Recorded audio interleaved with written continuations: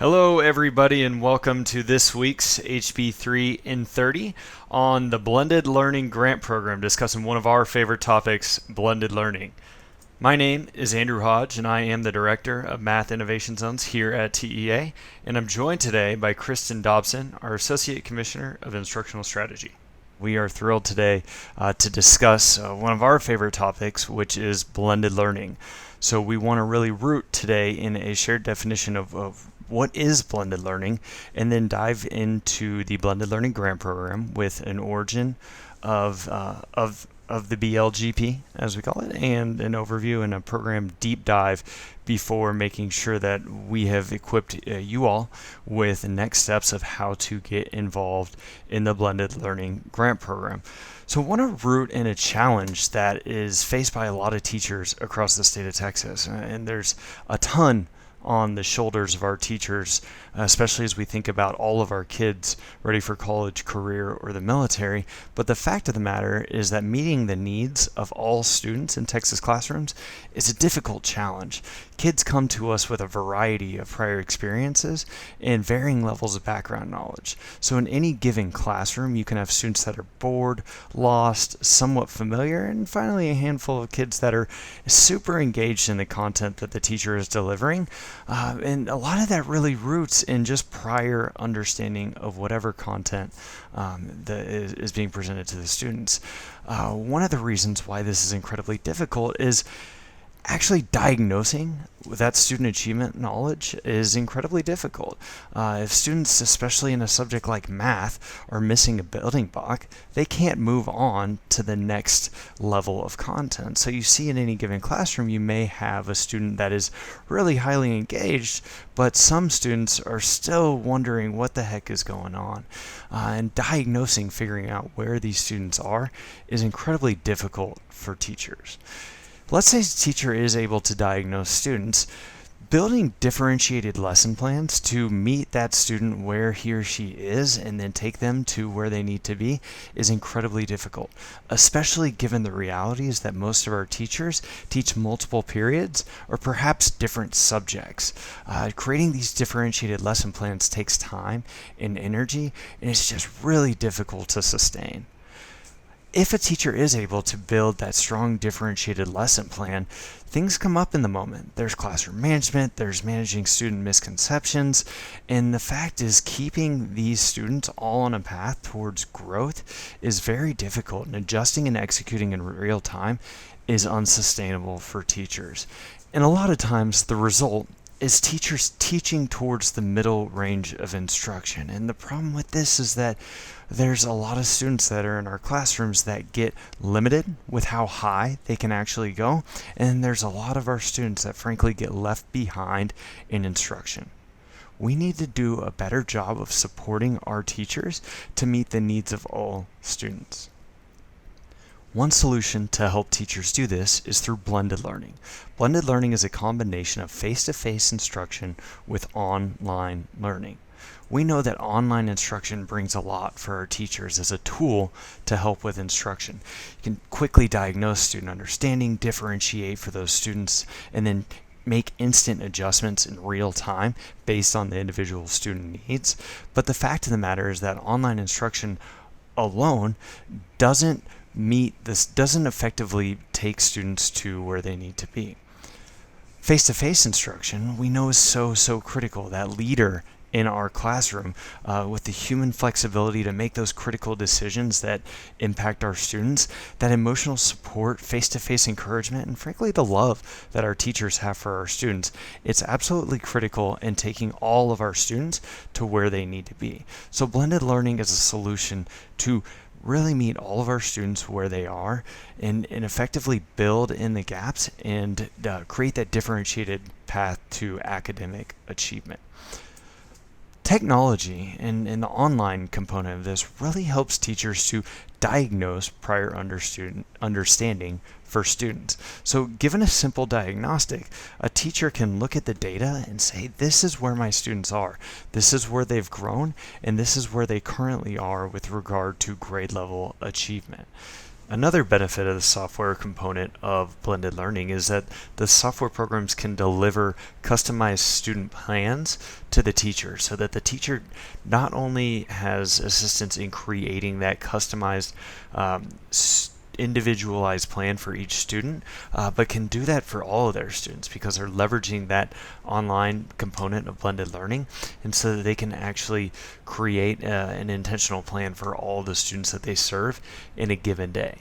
An example of what this looks like is the dashboard that you see here. You see that actually 65% of that class is in need of remediation.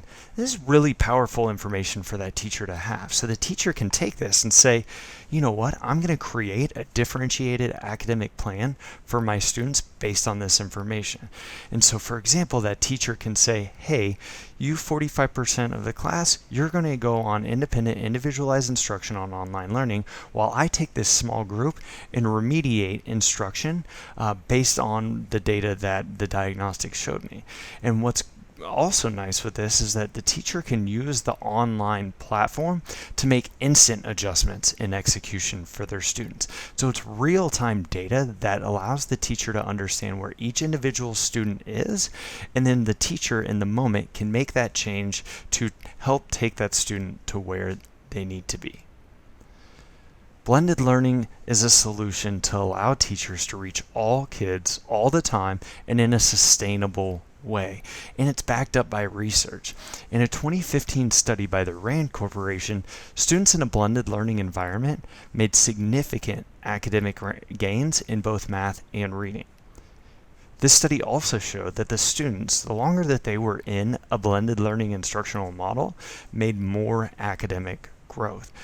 These are the results that we're so excited by, and that is why we're thrilled that HB3 laid the pathway for the Blended Learning Grant Program.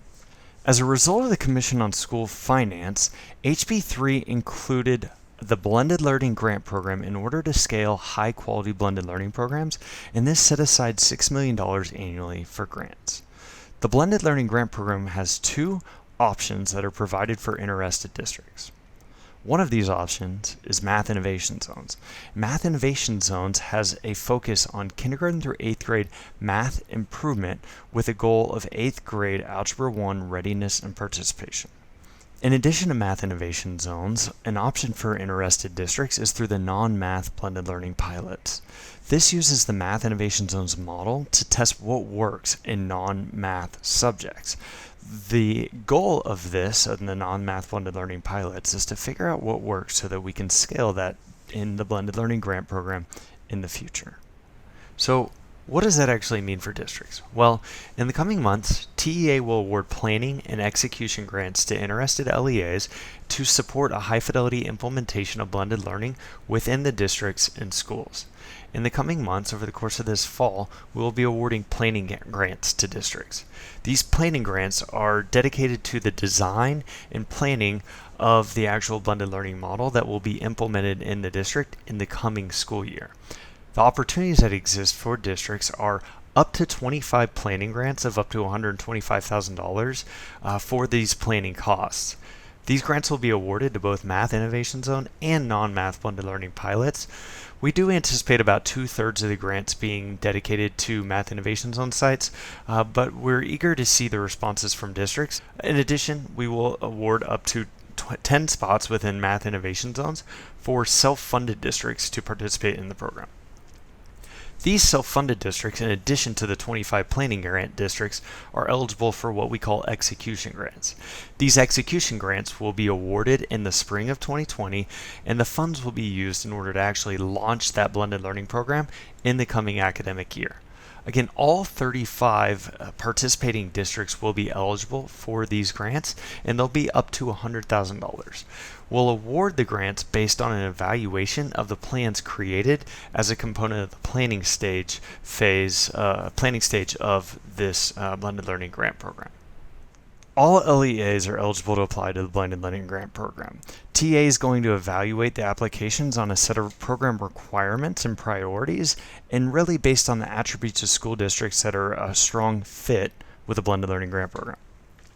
The requirements to receive a Blended Learning Grant Program grant is having a dedicated Blended Learning Grant Program project manager at the district level who will be able to allocate 50% of his or her time for the life of the project. This project requires a lot of work and a lot of flexibility to be able to work across the district, and so this project manager is critical in the success of the program. And note that ESCs can apply for project managers for one or more interested districts, especially with single feeder pattern districts, as are quite common in rural school districts. In addition to that Blended Learning Grant Program project manager, TA will be looking for a feeder pattern approach to implementing this program. Districts will be required to implement this program in at least one grade level, and we recommend a subset of grade levels, to then grow into a full feeder pattern implementation within 3 years. This is so that we can promote scale and sustainability in district and make sure that once this grant is gone, that districts will still be able to continue the work.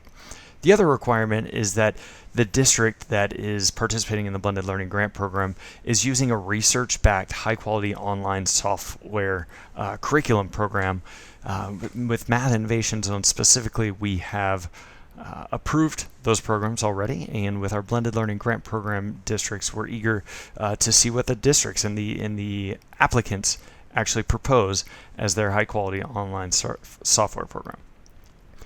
In addition to the requirements above, we are prioritizing feeder patterns that have schools with a majority of students at approaching grade level, with a subset of students that are meeting grade level in the proposed subjects. The goal is to move students from approaching into meets masters, and so we'll be looking for districts that fit, districts and schools that fit that. In addition, the Blended Learning Grant Program prioritizes students from economically disadvantaged backgrounds, and that will be taken into consideration when awarding these grants.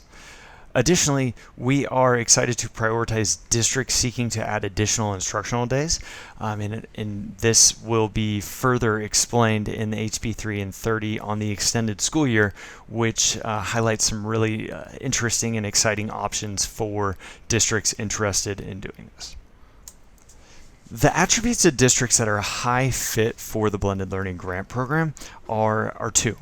One is commitment from leadership, and this is district and school level senior leadership. I want to find those districts that have a commitment to blended learning and a willingness to allow and support innovation to happen in the districts.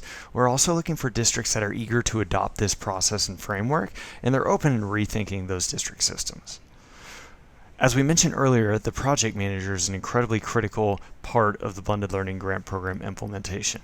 And with that project manager, we're looking to select districts that have a project manager that is a strong strategic thinker and can present evidence or results in the past, and also the ability to work across functions within the districts to effectively implement the program. Again, I want to highlight two things. One is that all LEAs are eligible to apply to the Blended Learning Grant Program. All LEAs in the state of Texas. This application is open now with a deadline of November 4th, 2019, and that application is on the TEA Grants Opportunities page on our website. So that's a bit about the entry points and how you can get involved with the Blended Learning Grant Program, but what is it? Well, again, very excited to dive into how we've structured the Blended Learning Grant Program. And the goal of this is to build a program within the district that is going to sustain far beyond these grants. So the Blended Learning Grant Program at its core is a process to design, launch, and implement a high-quality blended learning program within a feeder pattern in 4 years. As we mentioned earlier, there is the planning phase of the program, which we call year zero. So in that period, districts will dig in, schools will dig in, and figure out what do you want to achieve with the Blended Learning Grant Program, and then what is that going to look like when we actually implement the program in the fall with students. Now you'll see below on the bottom section of this slide is a sample Blended Learning Grant Program launch plan. A lot of districts will look to implement this within a few grades in year one and then scale that as the program grows in age. So potentially doubling your grades in year 2 and then year 3. Although this is a sample launch plan, we're excited to review applications of districts that propose alternative launch plans to achieve implementation either within a kindergarten through 8th grade feeder pattern or beyond, potentially in high school or in a subset of kindergarten through 8th grade grades. Within that planning year, districts, as required by the Blended Learning Grant Program, work towards developing a blended learning plan that's going to meet that district needs, but also meet rigorous planning standards. A high-quality planning process in Blended Learning Grant Program implementation is absolutely critical, and so we'll kick off our time together with all grantees at the Blended Learning Grant Program Kickoff Summit. And then districts will engage with an approved design and implementation vendor to help them create that blended learning plan. In years 1, 2, and 3, districts will begin to actually execute that program across their grade levels. And so the Blended Learning Grant Program requirements in execution are that a district administers proficiency-based assessments, provides training to teachers on effective blended learning practices, provides planning time to support data-driven instruction, meets weekly student software progress targets to confirm implementation of the program, and then finally after year 4, which is after the third year of actual implementation, districts will submit an outcomes report. Math Innovation Zones takes the same approach as the Blended Learning Grant Program, but goes a step further in specifically defining a high-fidelity plan and execution phase, and this results in awarding of a Math Innovation Zone designated status, and this status results in a few different incentives that TEA has been able to build out. To support districts in a high-fidelity implementation of the Blended Learning Grant Program, TEA has built a robust system of supports. Our first support is design and implementation. Through design and implementation support, districts are equipped with the support, with the technical assistance necessary to design and develop that blended learning model. In addition to the design piece, there is also targeted professional development that TEA is eager to provide and connect districts to. Operational support. This really answers the question of how do we fit this into the current district constructs, or how do we change the district constructs to meet the needs of this blended learning model? Through operational support, TEA provides financial sustainability, cost savings, guidance, and technical assistance, in addition to other operational supports that will help districts fund and continue this program over the course of time. In addition, TEA provides districts with guidance on high-quality curriculum selection. This includes software vendor approval. Through Math Innovation Zones, TEA has pre-qualified a list of Math Innovation Zones state-approved software vendors that districts will choose from in their implementation of the program. Non-math blended pilots will present their proposed software program through the application process, and TEA will approve that program based on the evidence that is provided that software program, that curriculum, will lead to significant academic gains for the students. So, how can you in your district get involved with the Blended Learning Grant Program? In the coming months, TEA will be awarding planning grants for the program. This application for planning grants is currently open on the TEA Grant Opportunities webpage and will close on November 4th of 2019. If this is a little bit too soon for you in your district, that's okay. This is a process that we look forward to engaging in again in the fall of 2020 with releasing a new round of Blended Learning Grant Program planning grants. In November, we'll award districts those planning grants, and that will kick off the planning stage for districts to really dig into the individual needs of their specific blended learning model. Districts will submit those plans for evaluation. Based on the evaluation of those plans, TEA will award qualifying districts Blended Learning Grant Program execution grants to turn around and implement the program in the following academic year. Once awarded the execution grants, districts will implement the program, and they'll implement this program in the following academic year and in the other academic years that are included within the Blended Learning Grant Program. Throughout the school year, districts will be submitting execution data to confirm that high-fidelity implementation of the Blended Learning Grant Program. So, stay tuned for more up-to-date information about both the Blended Learning Grant Program and for House Bill 3. For questions related to House Bill 3, please visit our website, tea.texas.gov/HB3, or reach out to us with any questions, including questions about the Blended Learning Grant Program, at hb3info@tea.texas.gov. Thanks again for your time, for joining us today about one of our favorite topics. Have a wonderful rest of your week, and thank you again for your time.